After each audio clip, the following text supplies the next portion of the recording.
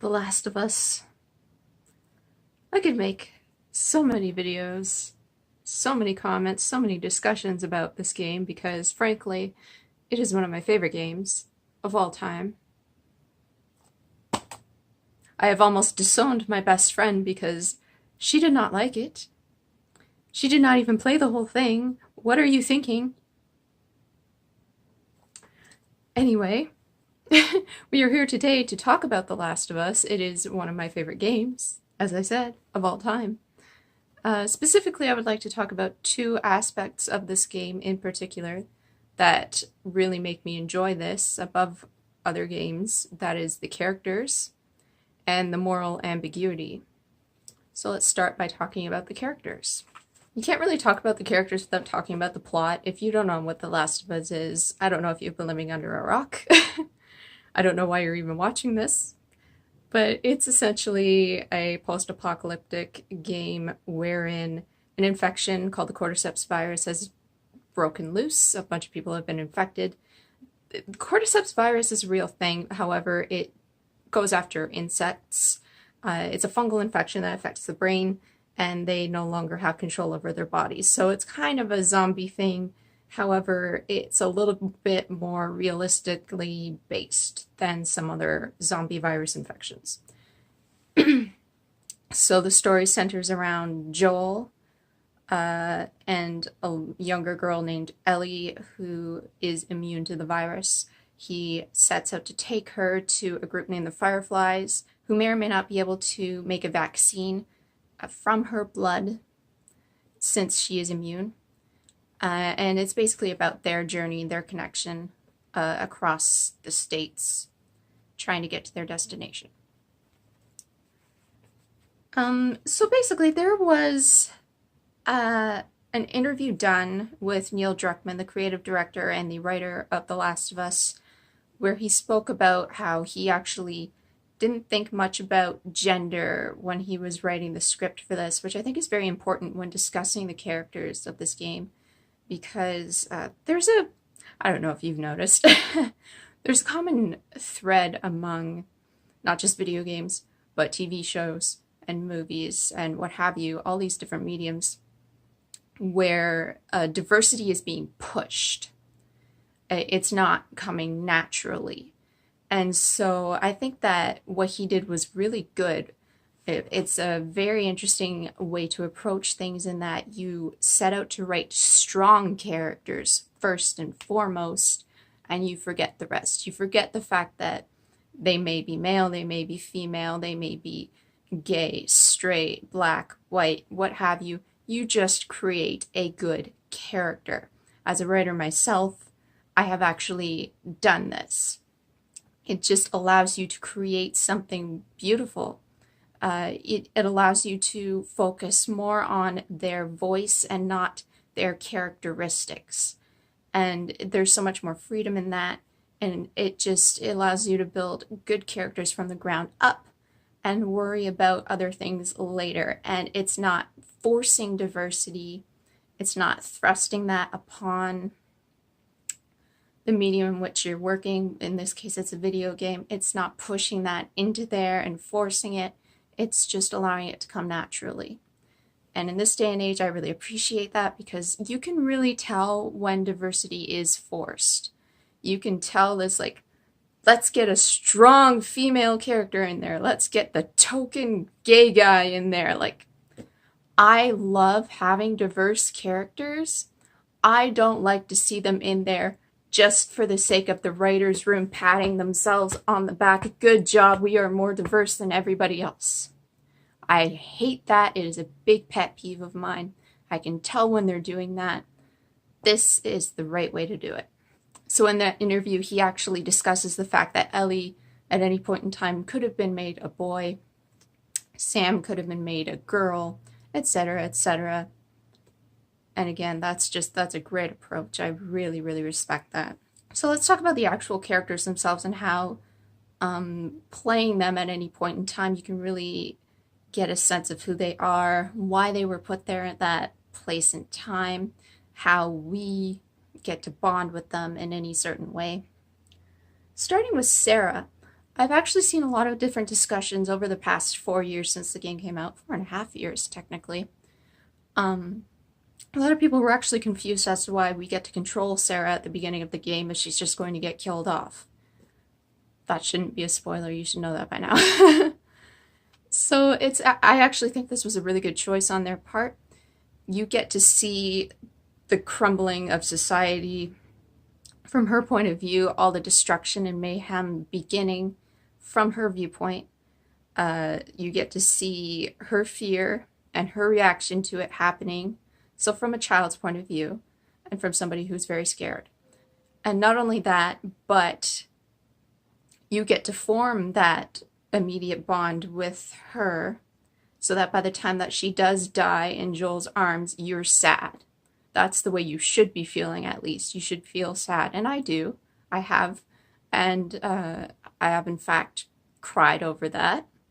Not ashamed to say that. It gets to me. It still gets to me, actually. I just finished my, 5th, 6th playthrough of the game, and that prologue, it still gets to me. I still feel over that. I still have the feels. It's also important to have that so that we understand Joel's sadness over her death throughout the game, throughout the rest of the game, because that's a very pivotal part of his character. So after that, we have quite a bit of time in between the prologue and then skipping forward a few decades to Joel and then getting to play as Joel. And eventually we get to meet Ellie. And at that point, Joel is a very, very hesitant, grizzled, kind of wary sort of person. He's wary of the people around him, wary of new people, including Ellie. And because we've had the chance to play as him for a little bit, you, as the player, should kind of get that sort of same sensation of meeting her. You don't know who she is. Why are we having to cart her across country? Like, should we just trust this person, Marlene, that Ellie is some sort of like beacon of hope? Like, who is this kid? Why is she important? And yeah, like you have no sense of why we should be doing this. And so you're just kind of like, You don't know her at the beginning, and you get to know her through Joel's interaction with Ellie. And that's the bond that builds through Joel and Ellie, but also with the gamer and Ellie. And they built that up really, really seamlessly throughout interactions, through optional conversations, which is a really great aspect of this game. Every time you see this little dialogue option above somebody's head and the option to press triangle, you'll have an optional conversation.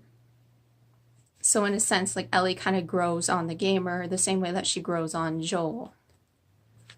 Particularly after you leave the Boston quarantine zone and head towards, like Bill's town. And after Bill's town, the bond just kind of strengthens and deepens, and yours will grow with Ellie as well. And after that point, whenever somebody new comes into play, so be it Bill, as I mentioned, or Henry and Sam, Joel's kind of protective front will come up again, and you understand that. You understand that he's got that sort of barrier to protect himself, and you too will start to feel that each time you meet new people, in particular Henry and Sam, because you don't know if they're good guys, you don't know if they're bad guys, you don't know what their motivations are, you don't know if you should trust them. You don't know if you should go with them. Especially when Henry all of a sudden leaves you behind to save himself and Sam. But, yeah, so they did a really good job of doing that. And the way that they make you feel that hesitation with other characters is framed in a way that it's the scene itself framed that way, but also because as characters that we already know, like Joel and Ellie, are reacting that way. And so, because we know them better than we know these other characters, we're kind of told to react that way too, and that's the strength of good writing. So skipping ahead a little bit to Tommy's compound, Joel kind of toys with the idea of leaving Ellie in Tommy's trust and heading back to Boston on his own. He's kind of had enough, figures he's done enough. This isn't because he doesn't care about Ellie. Not at all. And if you've played as him for that long, I think you kind of get that sense that, it's not because he doesn't care. On the contrary, it's because he feels he's getting way too attached to Ellie, and he figures it's better to distance himself at that point. He figures it's better if he just sets himself apart, heads back, and doesn't have anything to do with her. Because he's already had his daughter that he's lost, and he's coming to feel the same way about Ellie.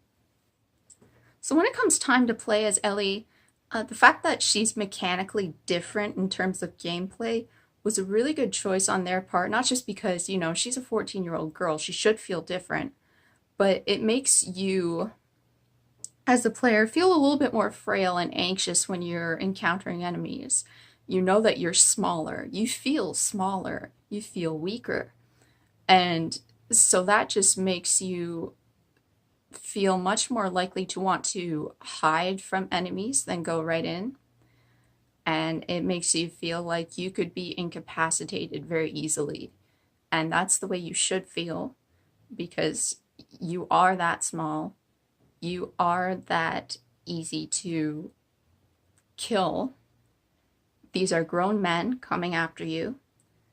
And you don't have the strength of a 50-year-old man with a ton of weapons. You are a little girl with a knife and not much else.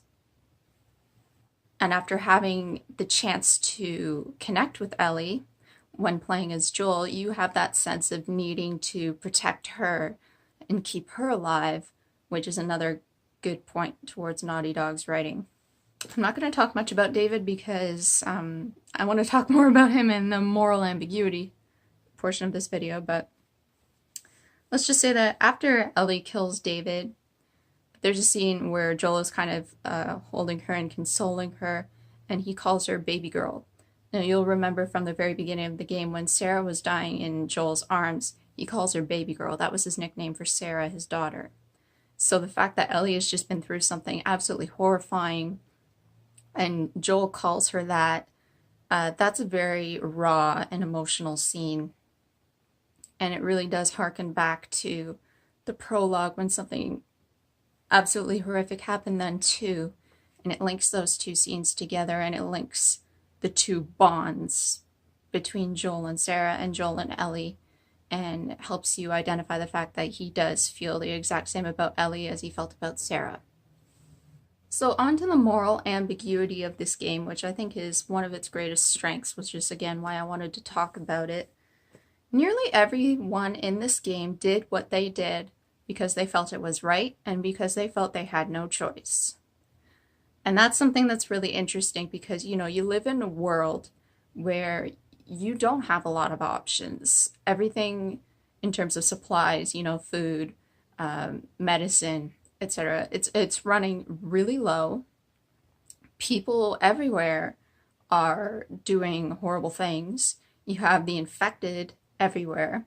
What do? Everybody is going to react differently and do what they can to survive. And that's a key aspect of this game. Like, what would you do to survive?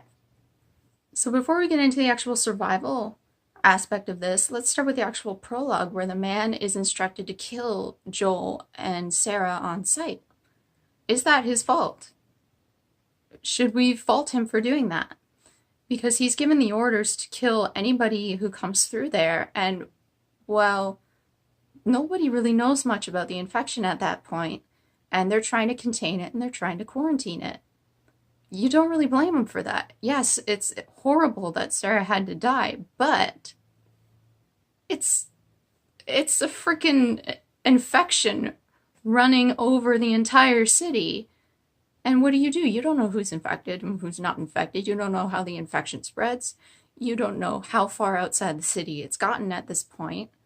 What do? Let's talk about David a little bit. David and his group.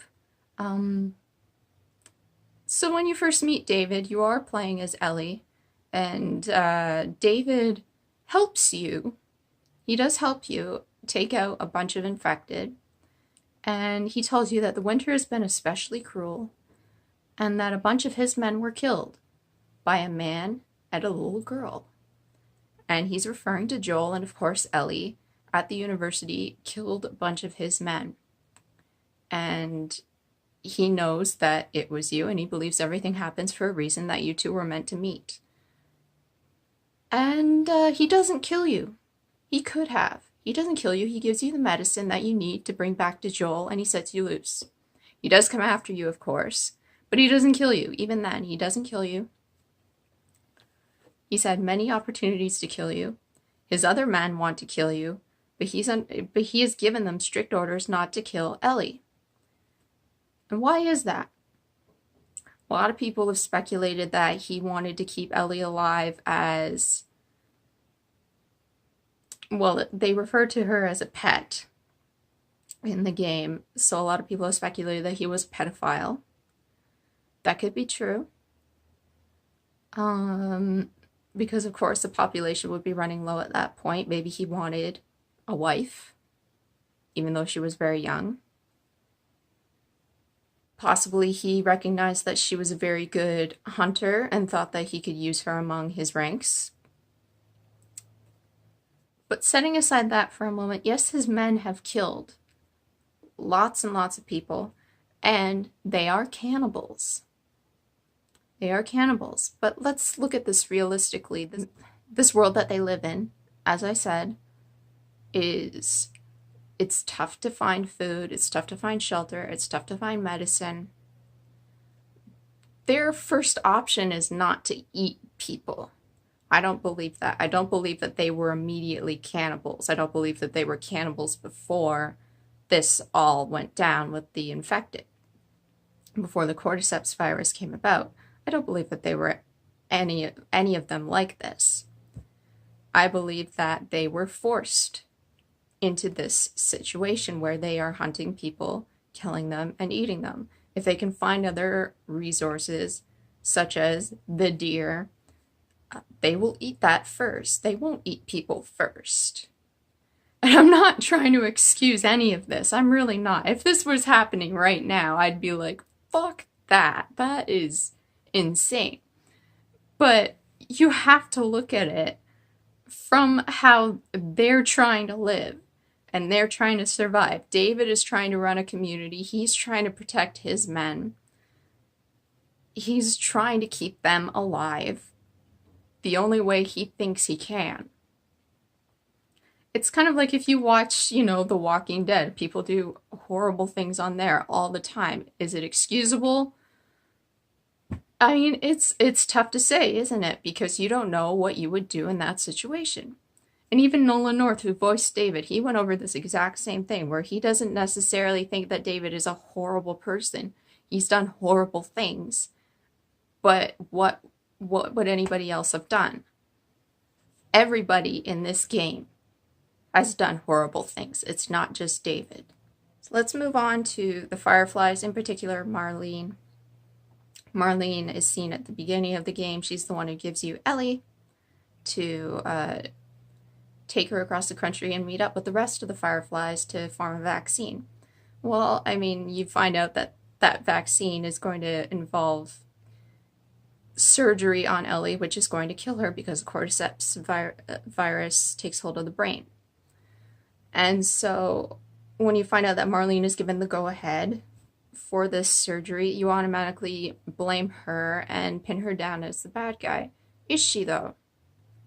Number one, when you find different recordings around the hospital, you find out that Ellie's mother, Anna, entrusted Marlene with looking after Ellie, which she did.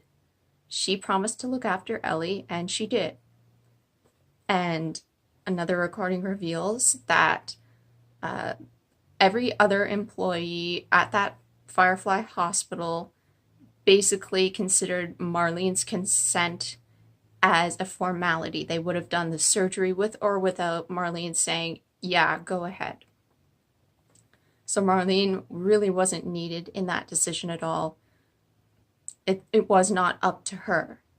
Even if it had been up to her, they're just trying to look for a cure to an unfathomable situation where an outbreak has killed millions, if not billions, of people.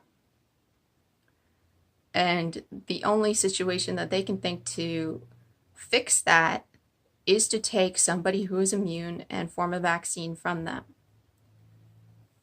They are doing what they think is right in that situation.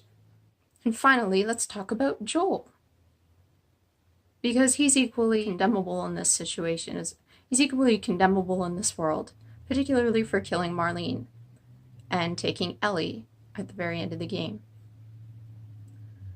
The only reason that he killed Marlene and took Ellie away from the Fireflies is because he cared too much.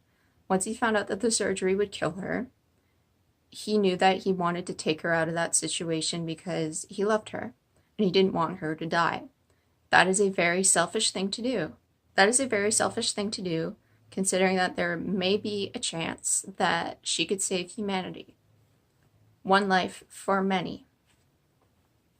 However, there's no guarantee that her immunity could help to form that vaccine. There is no guarantee that they would be able to make that vaccine and spread it around to help cure the virus. There was no guarantee of that. So did he do the right thing by getting her out of there? Did he have to kill Marlene? You're left with that. And not only that, did he do the right thing by lying to Ellie? Because she said that after all this time, after all this way that they had traveled, it can't be for nothing. And if her life isn't worth something to form that vaccine, it kind of was for nothing. And so what does she fight for now?